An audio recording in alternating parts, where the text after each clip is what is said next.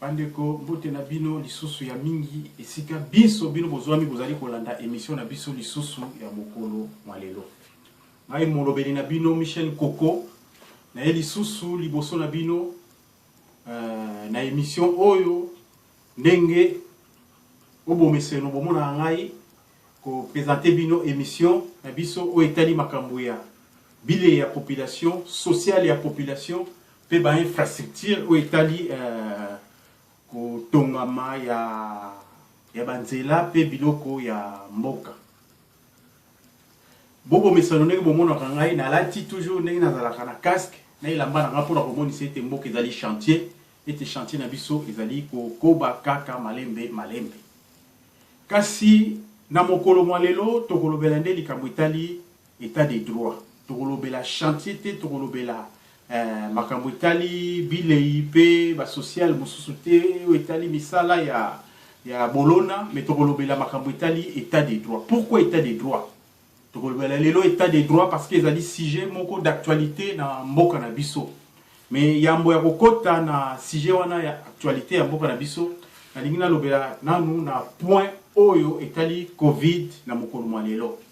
Bandeko na nga na mokolo mwalelo rapport ya OMS ezali koloba na biso ete na journal lelo nombre ya 115 000 cas de décès bazali totalisé suite ya maladie ya covid.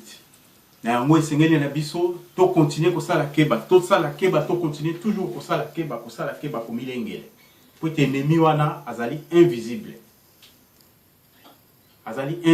to sala keba po ete mabe e la bisote zambale kabongo komoba te. Na yango ndenge nalobaki bandeko na titre na biso émission ezali état des droits.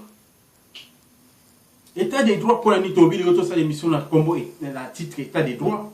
Tolobito tia état des droits parce que local actualité na mboka na biso République démocratique du Congo ezali kolobela état des droits. C'est vrai que mingi bazali ya kobunga, mingi bazali koyeba te état des droits ezali nini. Bandeko na biso peut-être que poro kopusa kapusu, poro mécanicien, menuisier, mingi bazali koyeba te, mingi bazali kobunga bazali koyeba te état des droits ezali nini. Yango na lobi na mokolo malero meka kolimbola mwa moke, na pesa mwa explication moke pona ba petit peuple. Nazali pe spécialiste à droite, mais na kolimbola mwa moke likolo pona ba petit peuple pe ba sosola. Ba bunga te ba sosola ba eba état des droits oyo bazali kolobela ezali nini oyo ezali koya na mboka na biso.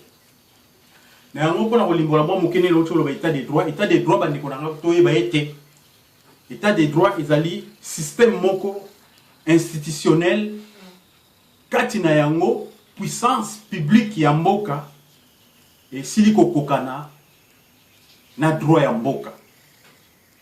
Donc puissance publique qui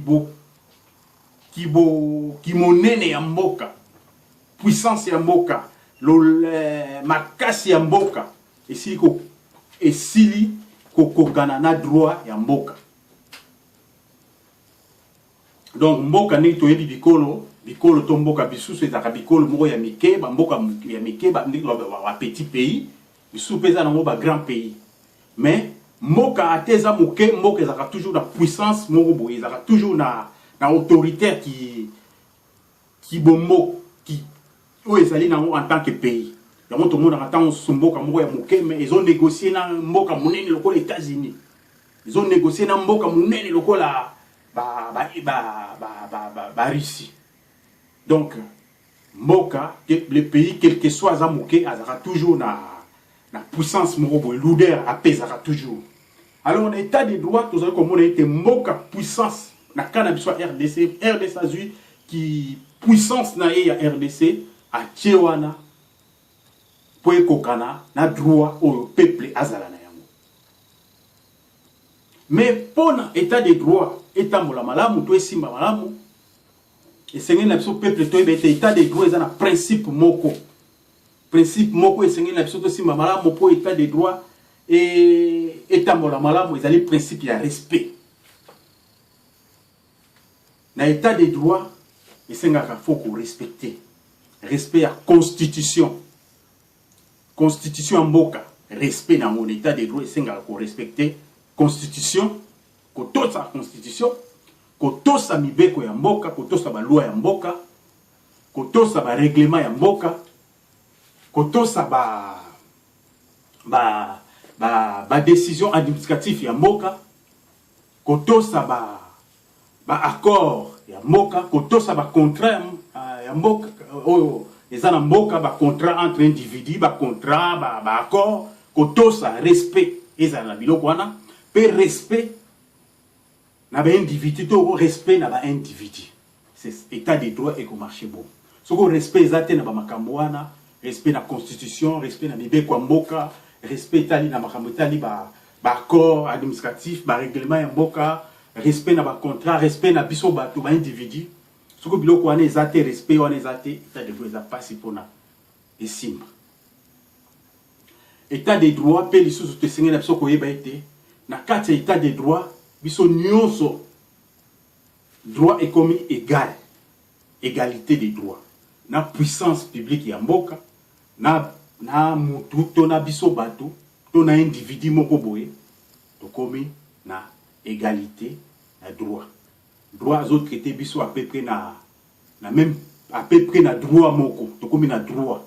Donc yo bane komi mona moke yeba yeke na état de droit l'état a eu pouvoir na ya poussi pembeni na yo apesio valeur. L'état a valorisé yo.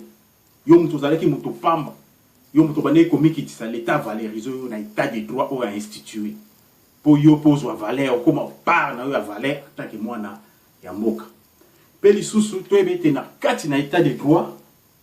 Dans un état de droit, so ki neti ozalaki na ozana likambo moko boye, ozalaki na likambo moko boye. Et après omonike na likambo ngo ozalaki na moto likambo ngo za nango. Ba action oyo ba kateli yo na l'état. To ba action ba menele yo na ba dirigeant politique. To ba to moko boye omonike non. Ndenge ba kateli likambo yo eza légalité, eza justeté. Na kati état de droit ozali na droit ya ko contester décision oyo bazwili oyo monique ezali normalité. Oza na droit ya ko contester. Yango bandeko. To yeba likambo wana, yo bane komimo na moke, yo bane komimo na pamba. To bete mboka elingi komema biso na nzela ya un état de droit. Pote moto nyonso ato ozali moke to mimona ki moto pamba to bato bade komona onini bato na kala bazwa yo ba biloko ba bengana yo ba mona yo pamba yebake tango yango yo ezali kokoka o ezali ete mboka to mokonzi ya mboka alobi ete non nakanisela pe peuple wana a souffrir mingi, peuple wana a souffrir mingi. Donc, quand un désir devient une réalité, les gens qui désirent les Congolais que un jour, Tokotala, un jour, dans les Kamboboy, un jour, dans Boyna, Tokotala, désir, ils ont comme réalité. Pélisouba Lobaka était. Deuxième pas, Ivan Naka, Nakatia premier pas. Donc, il a qui c'était. Ce qu'on s'allie dans le premier pas, mais aussi la deuxième part. Égalité. Deuxième pas avant dans la carte premier pas. Mandeko. Ils allaient comme pas trop le mais c'est trop long. Mais oui, c'est une navigation tout chapa wana to meka kokende. C'est la voix. Voix moko peut-être qu'il n'a pas doute. Voix moko peut-être toko le bête que toko comme. Oui, toko comme. Parce que Mboka Nabiso, ça fait un moment, très longtemps, nous avons toujours tourné parce que, bah, découragement. Narosala boye, est-ce que Kokoma, Narosala boye, est-ce que Barosala n'a kanaïté? Naroporté, Narosala action boye, est-ce que Bako Yibate, to Bako Kassete, to Barozong Sama Simate, to Barozong Sapso Simate? Yango Mokonzi Mboka, président Fachi, Napoana, félicitations, Lissous. Président Félix Antoine Tshisekedi, félicitations, les sous na poa wana. Nengo prometaki parce que notion wana na kanisi olobela ke on bala liboso na 32e session ya Union africaine na Addis Abeba au prometaki na ba chef d'état africain bazaki na réunion wana été na session wana était au instaurer un état de droit dans la République démocratique du Congo. Dans le Longonia, au côté na voix wana vraiment toujours quoi applaudir. Ou toujours quoi applaudir. Ça là vraiment que voix wana ozui ou même voix wana parce que ça voix wana parmi les outils à progrès. Donc ça là que mboka na biso et meka kozwa pas et meka ko kende moke. Mboka ba neko traîner ba neko zonga sima mboka ezaki toujours bloqué parce que ba biloko wana ba outils wana ezala quitté. Alors que ce sont des outils très très importants. Autant ba mboka ba Afrique du Sud, les lots Afrique, République sud-africaine les autres moi pas parce que la République sud-africaine c'est banda déjà biloko wana instaura déjà état de droit. Éthiopie peut instaura déjà état de droit. Quand le terme en même état de droit et si liboso va appliquer on a ranté bandara en Allemagne. Somo tous en Allemagne ndenge ezali déjà. Sur total les pays européens, pays occidentaux, tout presque, docteur système, c'est-à-dire que le peuple a travaillé, le peuple a avancé sans hésitation. Il a couvert et protégé par les lois de son pays. Il a couvert droit n'a couvert na mokana couvrir na droit, état de droit. C'est ça l'importance. Et qu'on aide biso na développement et qu'on aide biso na vers le progrès et qu'on aide biso pe na makambuka ko ezaki et belé oyo iboso tozaki na yango te. Yango peuple congolais nzela na toujours la état de droit. Les étapes moko vraiment o esengeli na biso peuple to ça na effort na ba mentalité to changer pe ba mentalité na biso. Parce que si to changer mentalité te moyen to kenene mingi ba ba difficulté na état de droit. Bato balingaka vie à songi il va que l'état de droit pour condamner pour la calomnie. Bato balingi komi l'accent na makambo ngai boya bona obibo esala boye bako condamner pour le trafic d'influence. Bato balingi ko kendo ko critiquer bato à gauche à droite partout comme makomba bato bako condamner en état de droit pour le chantage et diffamation. Donc bandeko to changer mentalité ba makambo mingi ta de droits aussi ngapso to changer makambo belé bato balingi escroquerie to changer bato a corruption to changer to tika ba biloko parce que l'état de droit tout le monde était makambo belé o ezalaki liboso permis ko eko ma permité o sali kamuke pour balander lio pour fokoti boloko. Donc bandeko tozoka lelo ete ba misusu na mboka na biso baza lelo na boloko. Parce que l'état de droit est en État de droit est en Wazoya, Azoluka, et Makambo Mingi, Mututu Alingi, a bénéficié de droit naé. Peuple n'y soit lingi comme on a droit naé, pe ezala na likambo. Peuple écoute lingi ko yokate ke oboy boy. Peuple lingi a bénéficié à la peine droit naé na likambo tout.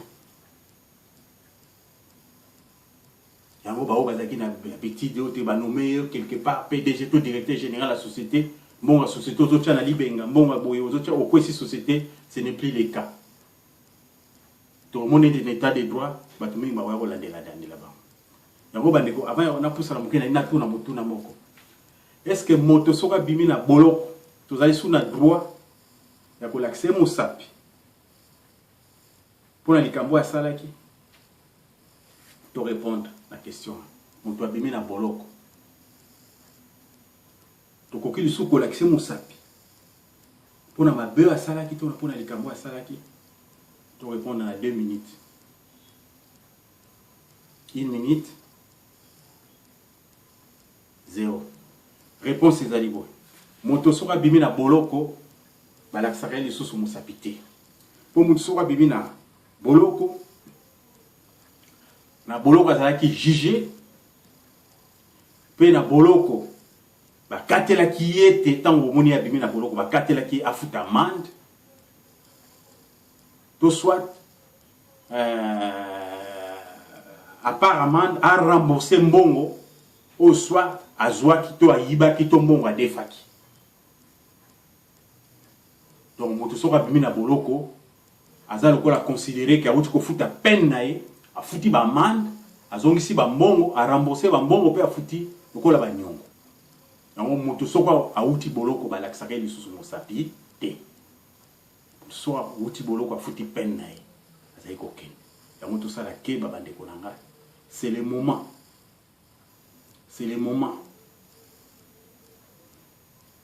ezala te ke o moto boye abimaki déjà après botaka sous ba problème non c'est le moment soko ebi moto moko asalaka yo likambo eke likambo wana elandami nanu te to esila nanu te c'est le moment ya kolakisa mpe kolandela moto wana état de droit nde yango wana bato balingi mpe vi ya miyibi bayeba ete état de droit ekolandela bango mpe ekoya kolekela bango des fois lisusu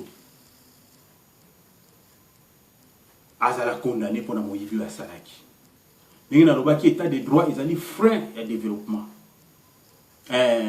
disons mboka soki ezangi état de droit ezali na freinage ya développement état de droit ememaka développement ememaka progrès pamba te état de droit moto azokoma akomi neti na confiance moto azokoma na confiance na ye moko azokoma na confiance na bato mpe na confiance na mosala oyo azosala yebi ke eloko oyo eza ya ngai moto soki aye kobouge ngai l'état akokanga ye l'état de droit moto azosalelanga na ye aza na confiance e biloko na ngai ndenge eza wana bapondu bandunda na bitabe moto soki ameki bakokanga ye l'état de droit moyibi akokoma kobanga azobanga soki na meki bakoluka ngai bakolukisa ngai ekokomela ngai mabe l'état de droit moto akomela ba réserve po akende kokota na élevage ya moto akende koyiba bibwele po ayebi ke soko ameki bakolakisa ye mosapi bino suka bakokanga ye akota boloko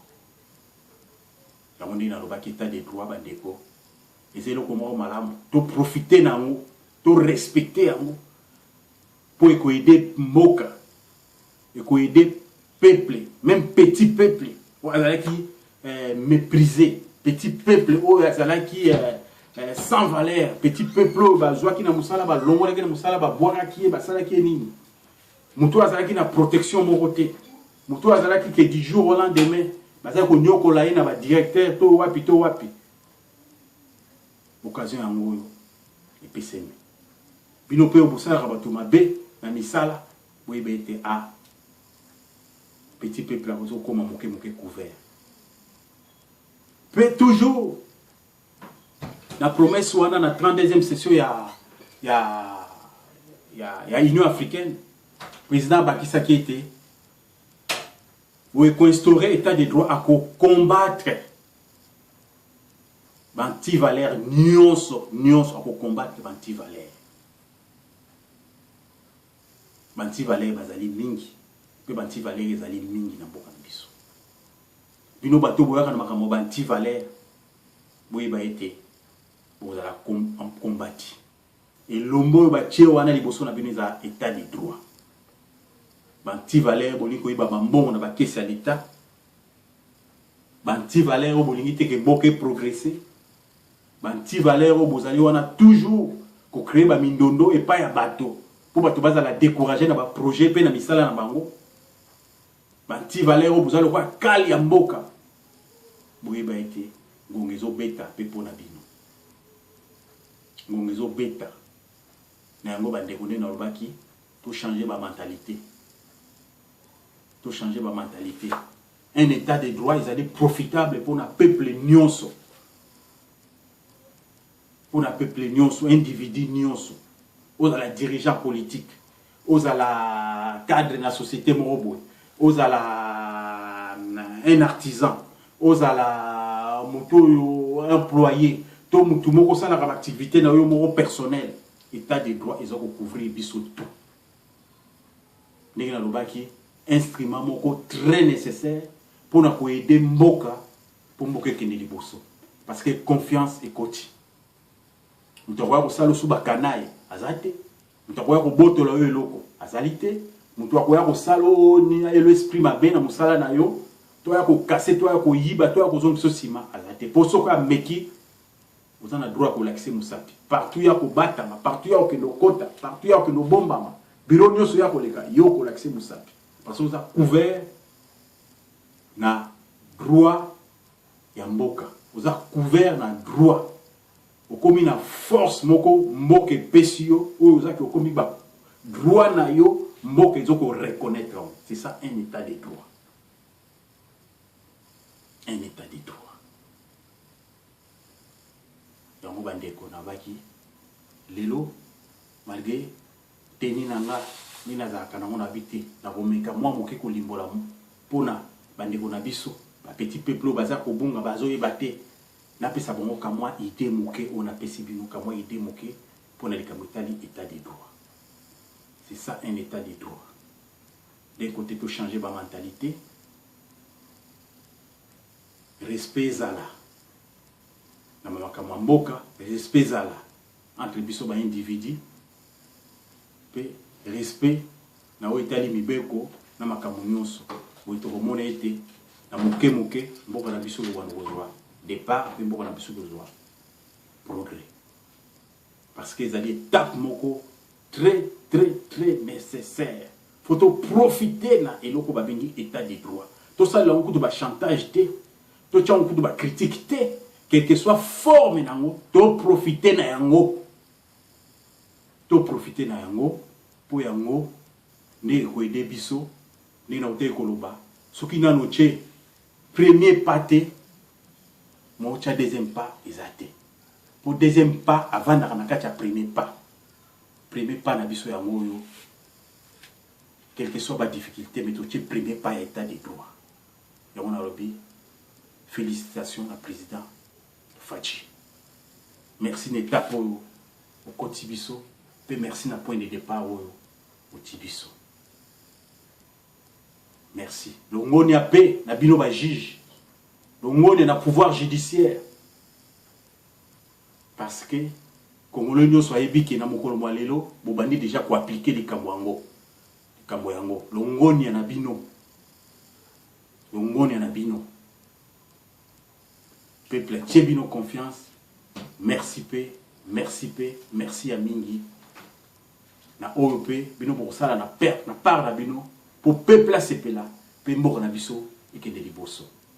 Ngo bandeko, pour l'émission na biso mkwale na sukisi boy. Bala sima, ne lisusu tokutani pour ne kolobela sujet mosusu. Mbote mingi pe kimia isika nyoso bino bozwami o bazana idiofa mbote na bino ya mingi na idiofa mbote ya mingi na bazana sankuru mbote ya mingi na bazana matadi mbote ya mingi na libenge mbote ya mingi na mbandaka mbote ya mingi na Grand Kasai pe mbote lisusu na Lubumbashi bana mboka longona bozala malamu botika na malamu tukutani mbalasi ciao.